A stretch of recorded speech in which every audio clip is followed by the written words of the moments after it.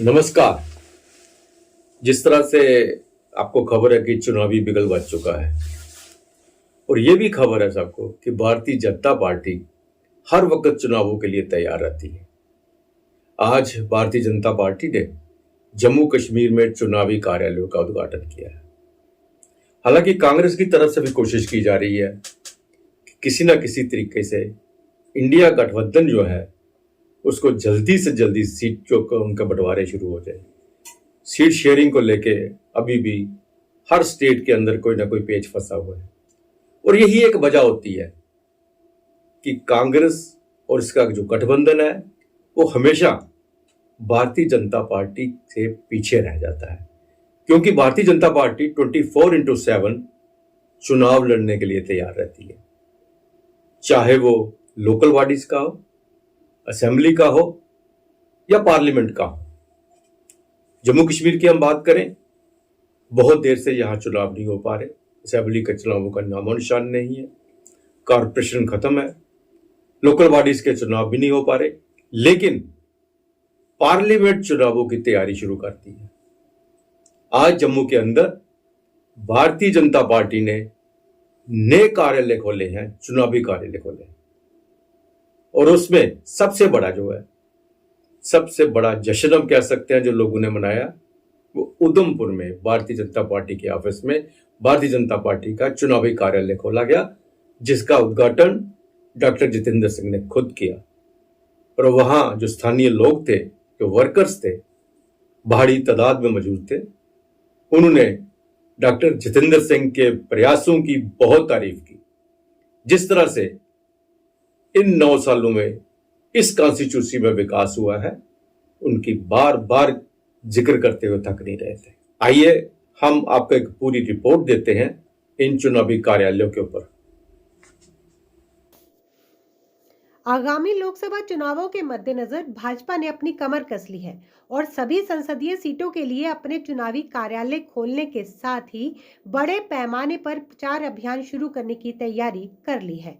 Party ने प्रदेश के विभिन्न हिस्सों में चुनावी कार्यालय खोलने के लिए पार्टी के वरिष्ठ नेताओं की सेवाएं ली हैं। जम्मू के बख्शीनगर में चुनावी कार्यालय खुला और इसका उद्घाटन प्रदेशाध्यक्ष रविंद्र रैना ने किया। वहीं उधमपुर में बीजेपी का चुनावी कार्यालय खोला गया, जिसका उद्घाटन प्रधानमंत्री कार्यालय में राज्य मंत्री डॉक्टर जितेंद्र सिंह ने किया। बड़ी संख्या में लोग इस अवसर पर उपस्थित रहे।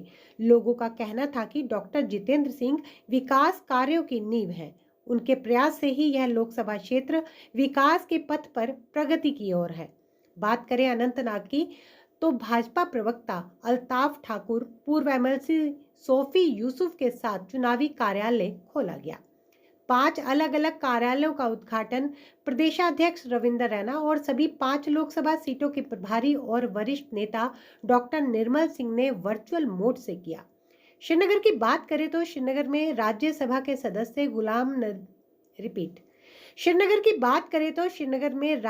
के सदस्य गुलाम अली खटाना, वरिष्ठ नेता आरिफ राजा के साथ बारामूला में प्रदेश महासचिव सुनील शर्मा, वरिष्ठ नेता अनवर खान के साथ कार्यालय का उद्घाटन किया गया।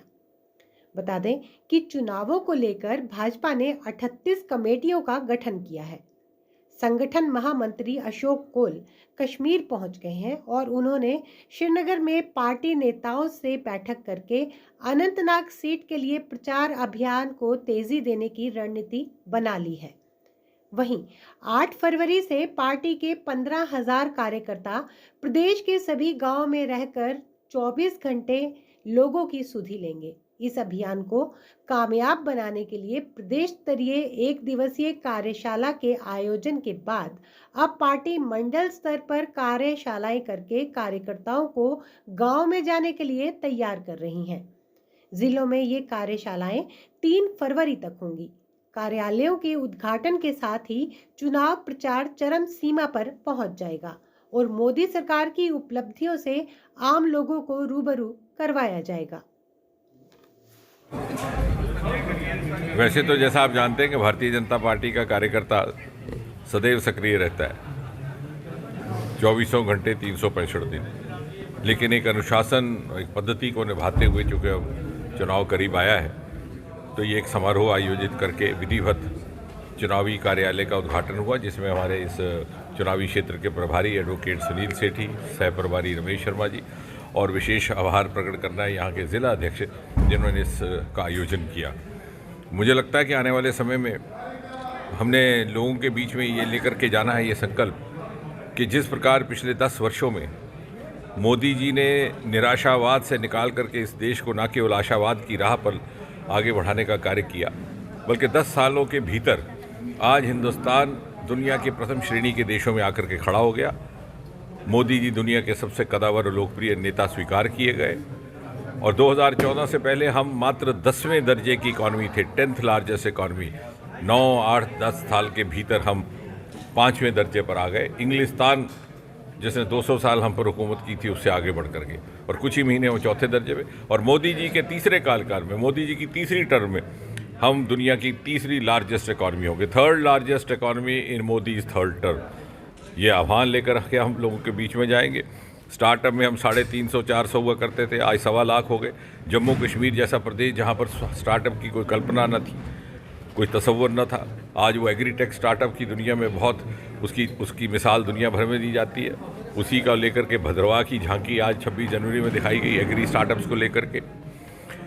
और इसी तरह से ग्लोबल इनोवेशन इंडेक्स में मोदी जी के आने से पहले हम 81वें दर्जे पे थे, 40 की छलांग लगाकर हम 41 की, हम 40वें दर्जे पर आए हैं। यानी दुनिया इस समय मान रही है कि, और इसलिए जिस तीव्र गति से मोदी जी के नेतृत्व में भारत इस विकास यात्रा पर निकल चुका है, अब उसमें कोई विलंब ना हो, उसमें कोई देरी ना हो, उसकी गति कम ना हो, इसमें हम सबका स्टेक है, प्रत्येक नागरिक का, प्रत्येक भारतवासी का। जब इस बात का एहसास होगा, और जहाँ तक उधमपुर कठुआ डोडा लोकसभा कॉन्स्टिट्यूंसी है, मैंने पहले भी कई बार कहा है कि मुझे नहीं लगता कि किसी और कॉन्स्टिट्यूंसी में इतने अधिक राष्ट्रीय और बड़े पैमाने के कार्य हुए हो जैसे हुआ। एक शायद कॉन्स्टिट्यूंसी में 1 नहीं, 2 नहीं, 3 मेडिकल कॉलेज है। अगर आप उधमपुर शहर में ही देखें तो पासपोर्ट का ऑफिस, उधमपुर शहर में ही रेडियो स्टेशन जिसकी मांग पिछले 50 साल से चली आ रही थी, नत्था टॉप में आपके पास ट्रांसमीटर लगा।